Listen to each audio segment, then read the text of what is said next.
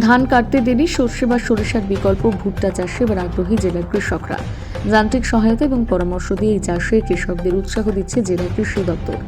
দক্ষিণ দিনাজপুর জেলার অন্তত 1,90,000 হেক্টর দক্ষিণ দিনাজপুর জেলার অন্তত 1,90,000 হেক্টর আমন এবং 80,000 হেক্টরের মতন জমিতে বোরো ধান চাষ হয়। 22,000 হেক্টর জমিতে আনাজ চাষ চলে।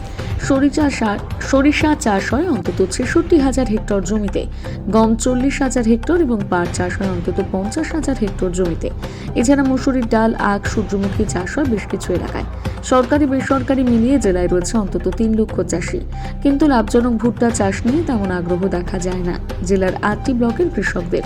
হরিরামপুর সহ বাকি ব্লকে সামান্য পরিমাণ ভুট্টা চাষ হয়ে থাকে, কিন্তু এবার এক প্রকার বাধ্য হয়ে ভুট্টা চাষে আগ্রহী হয়েছেন চাষিরা। কেননা গত 2025-এর নভেম্বর ডিসেম্বরে মন্দার জেরে কিছু এলাকায় আবহাওয়া বিরূপ প্রভাব দেখা দিয়েছিল। ধান পাকলেও কাটতে পারেনি কৃষকরা, অথচ নভেম্বর মাসে ধান কেটে ঘরে তোলা এবং সরিষা আবাদ শুরু করার নিয়ম, কিন্তু তা না হওয়ায় সরিষা চাষে দেরি হয়। উপায়হীন চাষিরা বিকল্প হিসেবে ভুট্টা আবাদেই জোর দেন। কার্যত সাপে বর হয়, কেননা জেলা কৃষি দপ্তরের তথ্য অনুযায়ী প্রতি 1 বিঘা জমিতে 14 থেকে 15 কুইন্টাল ভুট্টা উৎপাদন হয়ে থাকে। সেখানে শুধু আর্থিক লাভ হয় 6 থেকে 7,000 টাকা। ভুট্টা চাষের ক্ষেত্রে যেমন আমাদের লাভের পরিমাণ আজকের দিনে বোরো ধানের থেকে কম করে হলেও 3 গুণ। হুম। এবং তাছাড়াও জলসেচের যে সমস্যাটার কথা বলছিলাম, যে বোরো ধানের ক্ষেত্রে যেখানে 12 থেকে 15 তারও অধিক সেচ দরকার পড়ছে, এই ক্ষেত্রে ভুট্টার ক্ষেত্রে আমাদের কিন্তু 3 থেকে 4টা সেচের মধ্যেই হয়ে যাচ্ছে।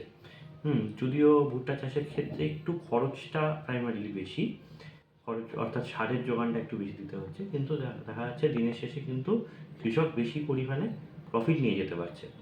তো আশা করছি আমাদের এই বালুরঘাট ব্লকের ক্ষেত্রে যদি বলি, যে আটোর, মাহিনগর, আপনার পিরিচপুর বা আখিরা অঞ্চল, এইসব জায়গাগুলোতে ধীরে ধীরে ভুট্টার এলাকা প্রচুর বাড়ছে। পার্শ্ববর্তী আরও জায়গাগুলোতে ছড়িয়ে ছিটে কিন্তু ভুট্টা হচ্ছে এবং কৃষকরা এ ব্যাপারে আগ্রহী।